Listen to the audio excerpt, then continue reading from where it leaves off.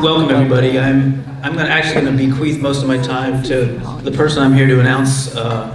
Very dear friend of mine, Pedro Bicchieri, whom I've known since 2005. Pedro was at Superpod 1, and he was actually catalyzed by that event. And now he's writing a book called The Blackfish Effect, which I've referred to as kind of like a Bible about captivity. Pedro's going all the way back to the domestication of wolves and the Roman circus, and bringing that forward and using the Blackfish Effect to kind of create A and B chapters in his book, which he's going to talk about.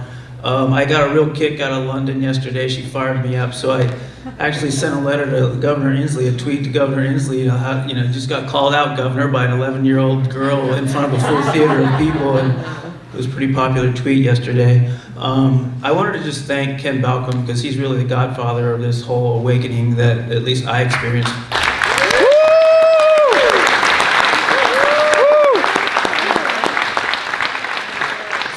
So Astrid and Ken invited me out here in they invited me in 1995, and I accepted. I was still a senior trainer at SeaWorld, and it really had a profound impact on my world. And then interestingly, when I came out here in '96, John Jett, who I want to give a shout out to, Dr. Jett is a key part of Voice of the Orcas and a key part of this movement in general, couldn't make it. He's a professor at Stetson University. He dropped me off at the airport, and Carol picked me up and actually drove me here for the first time from me seeing whales, which is depicted at the end of the film. Anyway, without Carol and Sam and Ken and Astrid and Howard Garrett at Orca Network, none of us would be here today. And it all has to do with that same, as Simon said, event that we all get when we go out on the boat and see killer whales for the first time. Anyway, I was going to make a presentation, but we don't really have time today. But I just want people to know that there's a history about the term, the Blackfish Effect. And I originally made this presentation at the University of Idaho, and I was going to talk about other things, but Pedro lives in Saudi Arabia, where he's a professor, and he's been working on this book for how long now, P? 17, 18 months. 17, 18 months. He's putting in about 2 hours a day, and he's coming back here to tell you about it because we are the Superpod, and the information that's going to be in this book will be relevant to the story that's being told right now. So without further ado, Mr. Pedro Bicchieri.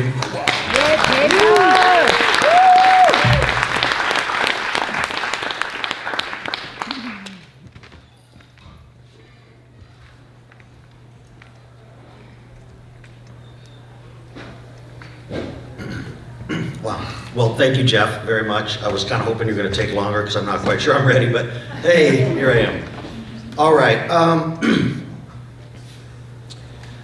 So I'm really, really honored to be able to be here. I very much feel like an imposter, to be quite honest with you. To be here with a bunch of, I guess, A-listers, and I sort of think I'm maybe a C, D, or E-lister. But, what are you going to do? I'm really happy to be able to contribute, as Kim was remarking about Peggy, that you take the skills that you have and you try to apply them as the best way that you can. So I'm going to talk to you a bit about my book. Well, I'm going to talk to you about my book, and I'm going to share with you a little bit sort of what I'm doing with it, why I'm doing it that way. And then maybe there'll be a little bit of time for questions. So, I have 2 adult sons, and one of them I spent a bit of time with this summer. And he's the only person I've sort of run through this with, and I'm not really great with doing tech stuff and whatever. And my son told me I needed to spruce it up. So there's some pictures in there. You might be like, well, I'm not exactly sure why that picture's in there. And I'm not exactly maybe either, but just bear with me. And my son is working on, he self-published a book. He's trying to get a second book published. And so he had some words for me, and he said, Dad, you have to say, why me? And you have to give an elevator pitch. And I was like, okay, but what's an elevator pitch? And he said, you get on with the person you're pitching to on the elevator, and by the time you get off, they have to understand what you're talking about. And I'm a bit of a long-winded person, as those who know me would tell you. And so I'm thinking, well, if it's a 100 or 200 story building, I might be able to get that done, but we'll see. All right. So, I've always been really entranced and infatuated with language, and I've done a lot of writing in my life, not really published writing, but a lot of writing, and I teach writing, and I've got a couple and a half degrees in that area. I come from a family, particularly my mother's side. My mother's from Mexico City, which is why my first name is Pedro. My father's Italian and Croatian, which is why my last name's Italian. But there's a lot of, especially union activity in my family that goes, it's really deep. A lot of currently going on. I represented non-tenure track faculty to get the first collective bargaining agreement done for Central Washington University. And I've always been active. I've worked for a lot of United Way organizations. I was executive director of one. I've done a lot of work, activism, direct action, as well as organizationally. I sort of think how I got here to a large degree is sort of that Forrest Gump thing where I just happened to be in the right place at the right time. When I came to Superpod 1, it was at the invitation of Jeff and Chica, and it was kind of like, you should come over to do this thing, and I was kind of like, sure, what like kind of like, what's an orca again, right? It's like, I love fish, right? And that's what I'm thinking in 2011, right? And so I was like, yeah, let's go, it'll be great. We'll have some beers or something. It's beautiful out there. And I had a couple origin moments in my, what I think people term origin moments in my life that relate to orcas. The first one was I was sailing a boat with a couple friends, one of them who's actually in the audience today.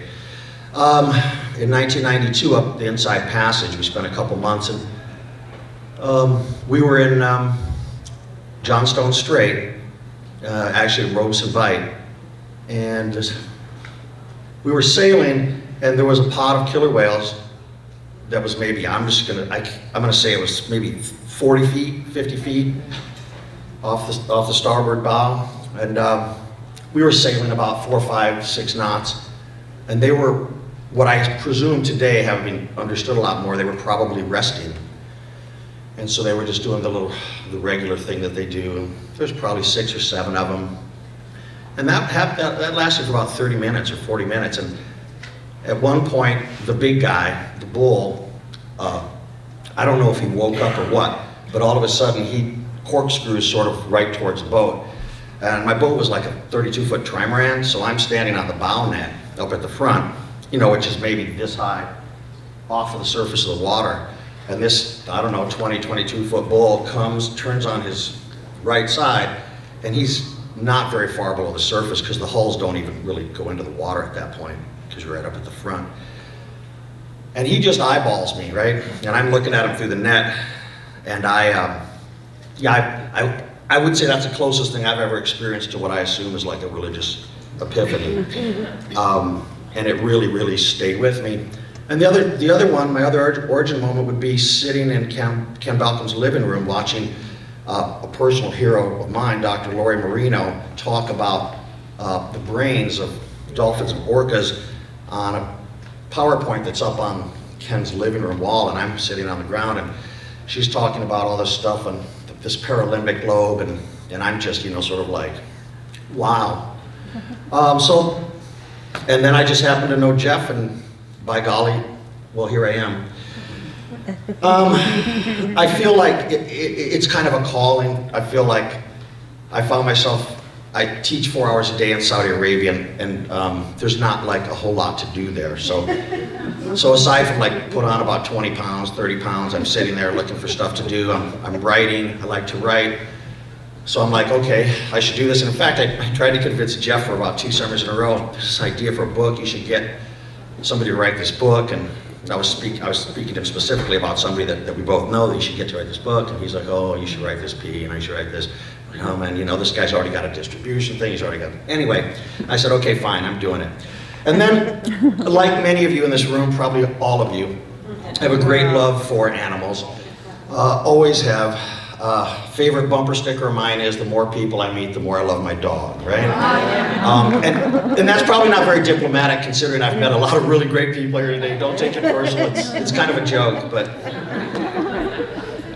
okay, so here's my elevator pitch. My book is something like a cross between the People's History of the United States, but focused on orcas in the captivity industry, meaning in comprehensiveness and in turning the way we're looking at it a little bit on its side. And then I'm interspersing chapters that are more like feature-length magazine articles or sort of New York Times Sunday articles in between the other chapters. And the goal is to create basically sort of like a dialectical dynamic that comes back and forth, right? Like, sort of, thesis, well, traditionally antithesis, thesis, antithesis, but, juxtaposing the information that needs to be built up in a reader along with the ideas so that they bounce back and forth. I've kind of got I'll show you here the chapters, and I'll try and tell you a little bit what I mean about that. So these are the chapters, and you can see that I've divided them into like what I call A and B chapters. And the B chapters are really what I was really sort of starting with. And those are the ones that are more of just the information, but there's a lot of synthesis of ideas. Like when Jeff said something about starting back with the domestication of wolves. The first B chapter, Dominion, is I really wanted to try to understand better and see if I could get more of a handle on how it is that humans decided somehow collectively that we're not animals, right? That we're not animals, that we have dominion over animals in the natural world, and how to, what kind of cultural narratives, mythologies put us in a position that we can look each other in the eye and feel comfortable agreeing that, dogs don't have emotions, right? That up until the 1980s, veterinarians did not give anesthesia to the animals that they were operating on. They gave them paralytics so that they couldn't move.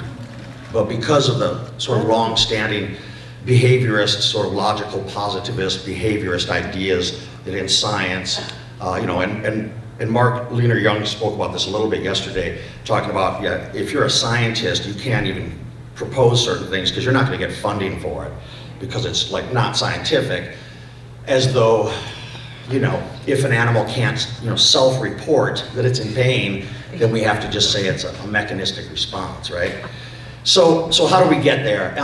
Anyway, and I won't go too much into that, but then you can see that the A chapters are my attempt to, I don't want it to just be a boring read-through of sort of exhaustive, collated research and correlations, but something else in between, and that's the idea of having things, so, voice of the orcas, and I'm not going to go through every chapter with you, so don't worry about that, but I would just say, we start with something. In fact, here, I've got it. The idea is they'll go back and forth like this, and there's a few chapters here that I would like to use right now just to show you a little bit more in detail what I mean. So you can see chapter 6, Captivity, looks at, going back at, for example, the Egyptians had zoos, they had animals, but when they find the animals buried, they have like jewelry on them, right? It wasn't exactly the way that we treated animals later. And move forward, we go all through the capture industry, the killer whale capture industry, what I like to call the industry of shame. We look at that, then we go into chapter 7, a peculiar institution, which is the phrase, the peculiar institution, was used. A man named Kenneth Stamp wrote a book, a very well-known book about the American institution of slavery. and it was known often colloquially as the Peculiar Institution. And I was reading about that, and I've sort of come to understand that there's great and detailed similarities between the captive marine mammal industry and the American institution of slavery.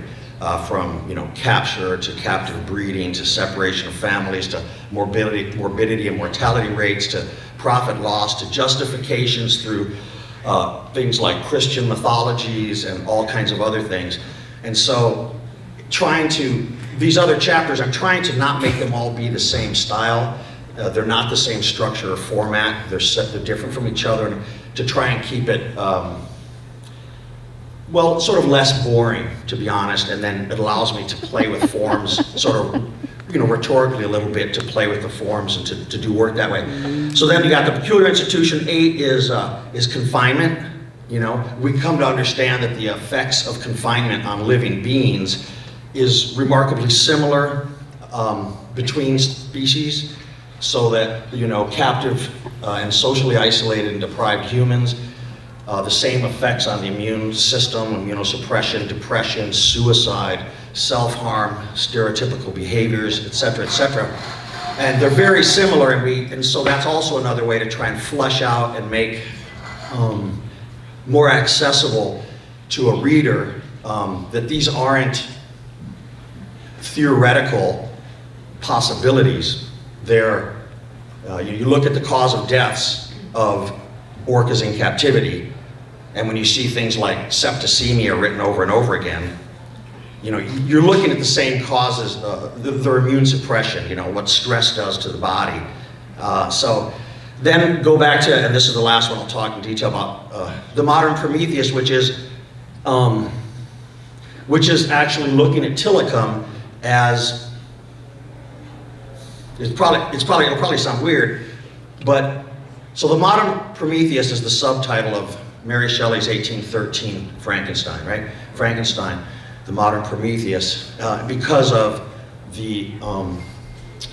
how the Prometheus myth, where Prometheus, in defiance of his orders, shares fire with humans, and the punishment, and it's this idea of bringing sort of arcane science, conquering arcane science, which is the Frankenstein thing, right?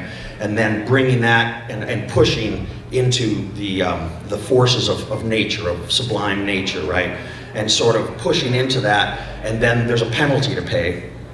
So it's like with Tilikum in particular, if you've never read the original Frankenstein, it's not like the guy with the bolts coming out of here. It's a whole different thing. It's why did my creator abandon me?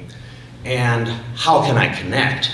And when Frankenstein saves a little girl in the river and the father shoots him, right? He's like, who is this horrible thing? You look at Tilikum, you look at how Tilikum was put in the marine land of the Pacific with the 2 females that beat him up, stuck in the module every night, 14 hours, can't connect, goes to SeaWorld, there's the frustration and how that comes out, and the depression and the madness, right? So anyway, the point of my sharing those four is to show you this idea of going back and forth, and the one informs the other, and the juxtaposition and the placement of them becomes important in how that brings meaning to the reader. Some of the things that I look at, some of the themes that recur, as one would expect, I think, maybe not, but measuring intelligence, right? My chapter on intelligence is, wow, it's bloated, it's too large, I have to cut it down, but what is consciousness? How do we measure consciousness? Where does consciousness come from in the physical actions of the brain? Intelligence, sort of the same things, and how do we measure it? And we come to find out, the Stanford Binet IQ test got basically thrown out because it's culturally biased, right? Not everybody knows that a teacup is to a saucer as whatever is to whatever, because a lot of people are like, I don't know what a teacup or a saucer is. That's between humans, right? But when you go to other species, what are we going to measure them for, right?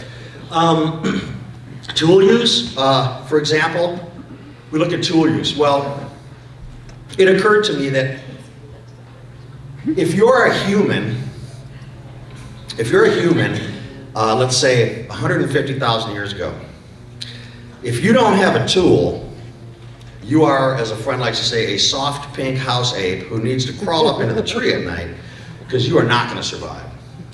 So orcas for 6 to 8 million years have no need for tools because they're the most badass thing, you know, on 70% of the planet, right? Right. For 6 to 8 million years. So we're going to measure them by whether they can use a tool to do what again exactly, right? But that, I mean, these are ideas of how we measure intelligence and how there's paradigms and models that we get trapped in. And I think to a large degree that we want to get trapped in, so that we have this idea, you know, that, yeah, that, you know, we create all the metrics, so we create them so that we're always on the top, right? Language, you know, because we don't understand the language, right? It's not, I mean, the idea of logical positivism that affected, sort of started behaviorism is there must be a positive, meaning measurable, you know, phenomenon that we can, you know, reproduce, remeasure for something to exist. And since we can't tell what they're saying, we make the sort of the parsimonious interpretation that they don't have language. But, you know, I was thinking about it and I thought, okay, so if a flying saucer lands, two, you know, Martians, let's say, two creatures from Alpha Centauri, they walk out. They've got ray guns in their hand, and you know, whoever's going to greet them there is trying to find out what they want, and they're like doing this thing to each other. What do we think they're doing? They're talking, right? Yeah. Right, but we don't have to understand what they're saying, but we make that assumption. Why? Is that parsimonious? Is that, well, it's kind of an Occam's razor thing. They're doing it, this one's responding. The simplest, most elegant explanation is that they're communicating. And yet we've got, you know, decades of this is what's clearly going on. Akea Kamai in Phoenix and the Kewalo Basin with Lou Herman they demonstrate syntactical and semantic understanding. So 6 to 8, you know, you got millions of years of evolution produce syntactic and semantic understanding in a creature, and we're going to say, yeah, they don't have language. What would that have been a response to? As a naturally selected, evolved trait, what would that be a response to if it wasn't language, right? But we're going to assume they don't have it. So the whole measuring intelligence thing is quite interesting. I've done a lot of research recently, partly because it's another fascination of mine, into quantum physics. And the intersection that I see there is, well, let me just discuss this Einstein quote first. There's a very interesting book out recently, I don't know if anybody read it, by Adam Becker called What is Real? It's a very good book, came out this last year. Albert Einstein had a big problem with Niels Bohr and the Copenhagen School, the first real center for studying quantum physics in the first couple decades of the last century. And Albert Einstein was a little bit mystified because the Copenhagen interpretation that Niels Bohr really sort of not only staked his claim on, but really, I mean, it still continues largely to this day, is that, yeah, we don't know what happens at the very small. Clearly there's different physical laws that don't apply to the really big. And Einstein was like, well, but isn't the really big made up of the really small? You know, and they're like, well, the double slit experiment and stuff, since we can't explain why there needs to be the interaction of consciousness, you know, the observer, to measure it, to actually change from a probability wave to a particle, they can't really get that, right? I mean, they can't really write about that, right? They can't say, well, it's consciousness, because they can't measure that, and then they have nowhere to go, right? But that's clearly becoming the understanding now. So when Einstein says the theory dictates that which can be studied, right? He's talking about, you know, you're not going to get funding for something. Your research advisor, your graduate advisor is going to tell you that's not a great idea for a dissertation if you want to write about something that is not possibly measurable. I mean, this is changing now. Clearly, this has been changing now. You know, Donald Griffin and some of the cognitive ethologists and these people who study animal behavior and cognition. Mark Bekoff, great example. These things are changing now.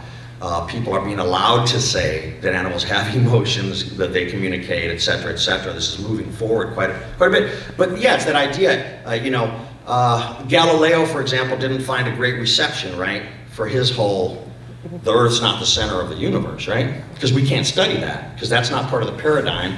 The theory doesn't allow us, But things are changing. And that was one of the ones I put in there because my son told me I should put in something exciting. There's really no other reason that's in there, to be honest with you. And I've just got a couple slides left, but the paternalistic mindsets, and this comes up a lot in the chapter on slavery and stuff, but the idea that, Father knows best, and we're here as the good shepherds, and we're going to take care of these animals, why they're much better off in captivity than in the scary, dark ocean, right? They don't even have to hunt for their food, right? And I thought this was an interesting quote.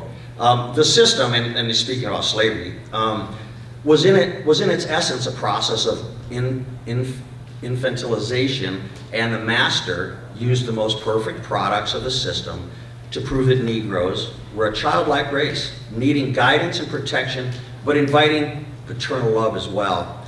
There's so many quotes when you read a book like this that if you swapped out slaveholder for SeaWorld executive and you swapped out the term Negro or slave for killer whale or whatever, aside from some of the stilted language because we're talking about a use of language that isn't around anymore, you could be reading the same things.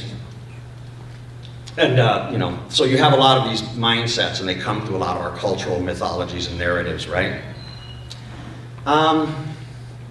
Right. So. There's our fun little kid taking him to the beach, right? We'll take care of that little guy.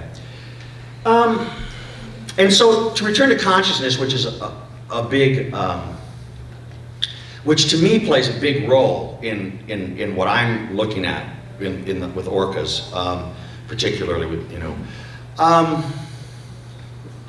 So we all, I think we probably all know that the brain is a very metabolically expensive organ, right? For humans, it's about 510 calories a day that is consumed just to get the glucose and whatnot to keep the brain going. So we're talking 27% of a caloric intake. So we've been doing that for a couple 100,000 years. So orcas have been doing it for 6 to 8 million years, right? So why are they willing to pay that metabolic cost? I mean, what's that a response to? What is consciousness doing at what level that makes it that important? It's clearly not a fluke, right? Well, that's kind of a bad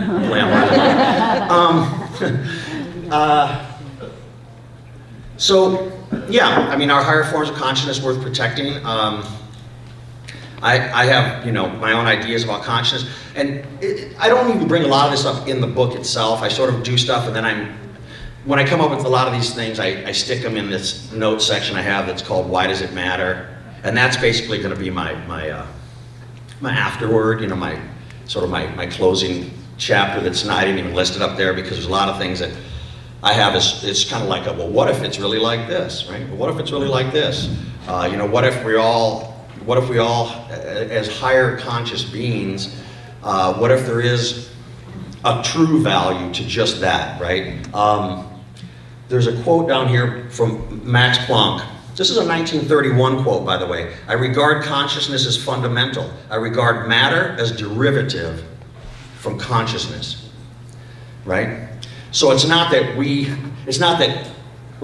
saying and what I think things like the double slit experiment show us, and what people like Leonard Susskind, who's the head of theoretical physics at Stanford today, and who wrote a book with Stephen Hawking, where Stephen Hawking came to agree that he was wrong and Leonard Susskind was right. These people are, saying this stuff today that, our consciousness is not a function of reality. Reality is a function of our consciousness. So, I mean, and that's what's coming to be understood. That'll be what school kids in 100 years are learning. It's a tough term for people steeped, especially older generations steeped in the behaviorist traditions, to be able to say that. But that's clearly what it is. And so, when you look at it in a light like that, then what's the value? What's the end goal of evolution? If you Google that, you find interesting responses, but the lowering of entropy, so the lowering of disorder in any organized system, mathematical system, is evolving towards more organization, lessening of disorganization and entropy. I don't know if anybody here is familiar with Tom Campbell or Bruce Lipton, but if you're not, you probably should type that into Google. And the most organized state is love. It's the most organized state is love, harmony. When you look at a collectively organized social being, complex social being like killer whales, and you see, that they're working on a collective level, right? The ego that, that we're all strongly attached to our ego construct, right? It's this thing that tells us, that that's my piece of pizza, it's not yours, and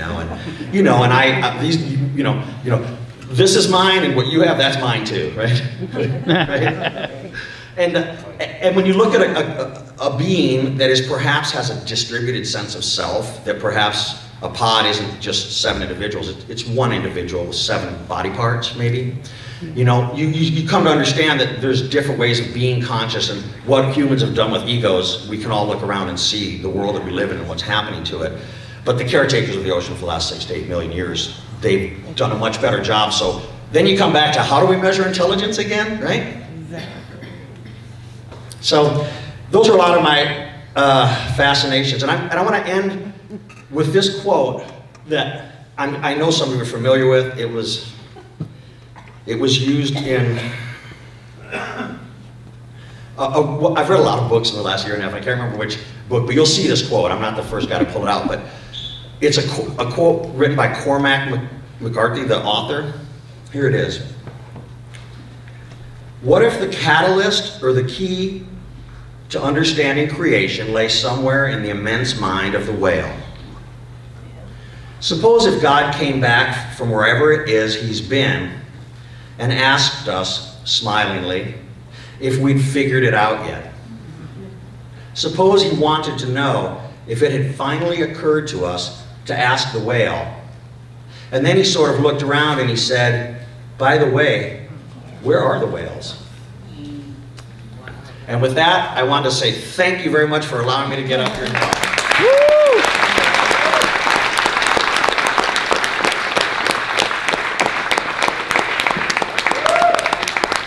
And I also want to say, thank God I'm finally done, because it's been stressing me out. But right, you volunteer to go first in the classroom, so you don't have to stress for the whole rest of the classroom. But I'm happy to be up here. If anybody has any questions, you're welcome to ask them. You're also welcome to just come and approach me talking about things. If you have anything interesting to add to any of this, I will. If you don't mind that I steal it and put it in my book, I'd love for you to tell me. Thanks, Pedro.